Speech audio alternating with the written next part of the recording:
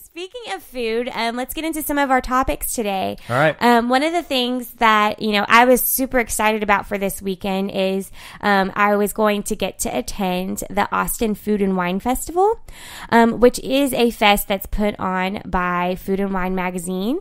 And it's I went last year for the first time, and I went with my friend Kristen, and she had been another year prior. And so it was the most fun time. It was basically like, I don't do the festivals anymore, like ACL and stuff. I'm not into doing the music festival thing, but I will get down happily with a food and wine festival. That's just like so me. So basically what it is they'll have the biggest part of it is the kind of outdoor festival where it's 2 days, Friday and Saturday, where they have booths upon booths of different restaurants and different wineries, and they all are giving samples and tastings out to everybody there. And so you have a wristband, and and it's a free for all. You go to everything. There's also tents surrounding the perimeter where there are different experts in a specific field that are speaking or doing a tasting that's more extensive on a certain type of wine, or it could be like a rosé tasting, and you get to try like 6 different rosés from around the world, or it could be a sparkling one, or it could be one thing that we attended last year that was cool was Texas versus the world. And Texas typically gets a bad rap as far as winemaking goes. The wines that come out of Texas don't really taste the best, and people often prefer to get them from other regions, myself included. So it was kind of a cool thing where you tried a Sauvignon Blanc that was made in New Zealand versus a Sauvignon Blanc that was made in Texas, and you had to guess which one you thought was made in New Zealand. And it was interesting. They were trying to prove that there were some really good Texas wines.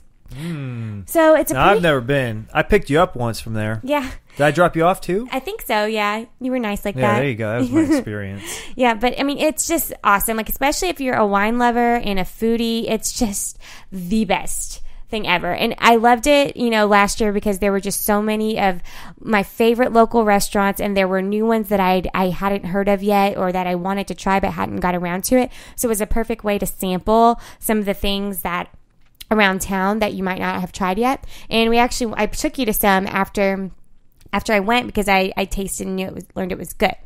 So you would think that I would be super bummed. So we've had a lot of rain here in Austin the past couple of weeks, heavy rains. And I mean, it's not as bad as in Houston where it's actually flooding. I have friends whose houses have been experiencing some flood issues. But our ground is really wet, so they actually had to cancel the festival because of the rain this week. And though it's sunny today, the ground is not dry enough to set up all these booths, and we would destroy the park if we all went and just trampled everything. Hey, so that's a bummer. They're saying on their website that refunds will be issued by email. Kind of stay tuned. Yeah, that's such a bummer because I mean, all the organization that goes up to this is a yearly event, but I guarantee you they work year round. Much more work is done closer to the event, but they probably work year round trying to schedule the next one, right? Book talent, right? Reserve the location. I mean, there's talent. There was going to be Andrew Zimmerman there, and Yep. he is huge on the Food Network. People from Top Chef, Tyson Cole from Uchi and Uchiko. Like, there's just so many big chefs that were going to be there. Like, there's tons, and so it's just so they actually, they are not going to get paid for it, and then also.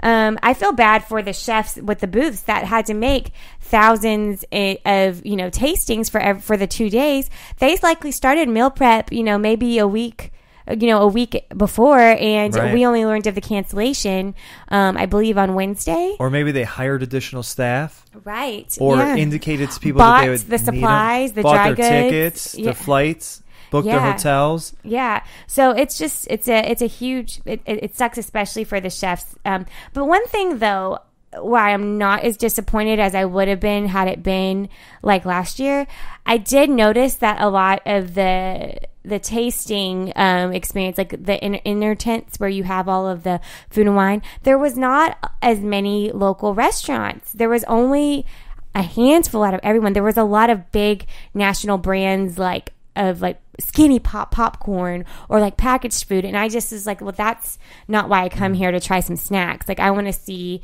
what Austin has to offer the culinary world. And I feel like there were far too many national brands. In fact, that they overtook the Austin local places. Well, don't you think that that's similar to the music festivals? So they have a certain number of local talent, and they'll play on the smaller stages because it's local and it's less known nationally, but it's more known locally. So they'll put them on the smaller stages earlier in the day.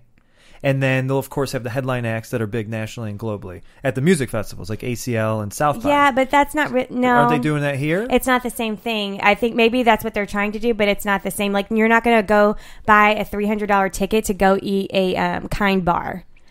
It's not Austin food. And like, I guarantee you the Los Angeles Food and Wine Festival is not going to be it's going to have a lot of local talent there, because that's why it's targeted to these towns that are known for food. So, but I have a hypothesis. What I think is why it was canceled, of why there weren't a lot of I mean, we obviously know it was canceled because of rain, but I think that why there weren't a lot of local chefs as there were last year, I have a feeling that their rates went up because you see all these huge talents that they pulled in for, and so they obviously probably charged, probably had to increase the price because, and because they sold out last year so quickly, they probably increased their price of booth rental or booth, securing a booth. And so a lot of these local small businesses are like, well, fuck it, I can't afford it. This isn't, we're a small business. And so I bet I if I were a betting person, I would say that's what happened. And that's why we have to go to a festival with like Skinny Pop and Kind bars at every other booth, which I'm not hating on those companies, but that's not what that festival is for. That makes sense. But food and wine, Texas, this is a question. Are they known for wine nationally?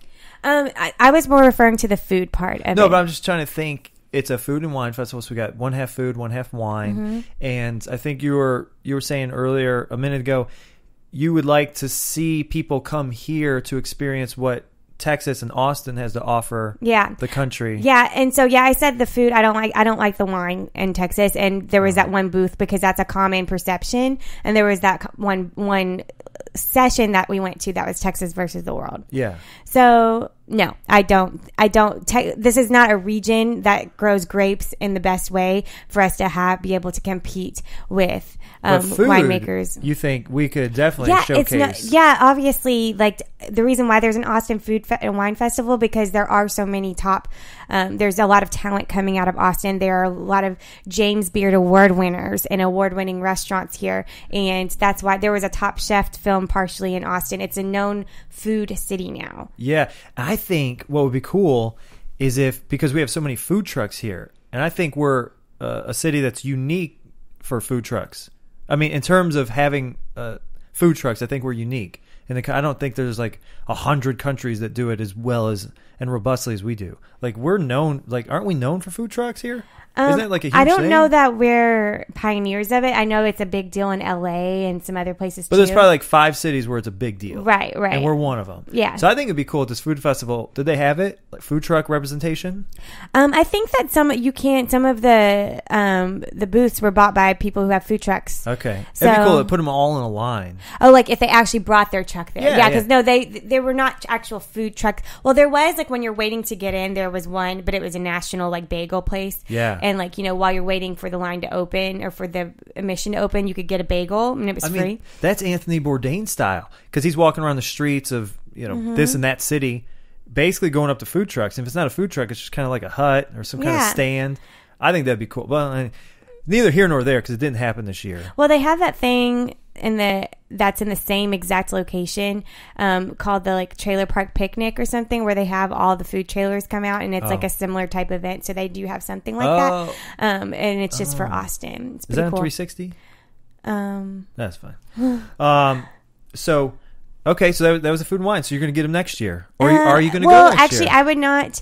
I'm going to wait until I see the restaurant list before I buy a ticket next year. I'm not going to pre-buy. Like we pre-bought them this year, and because we trusted it, and I don't think me personally, I'm not about to pay that much money to get a Kind bar. So okay, now so what you just said and the way that you framed it.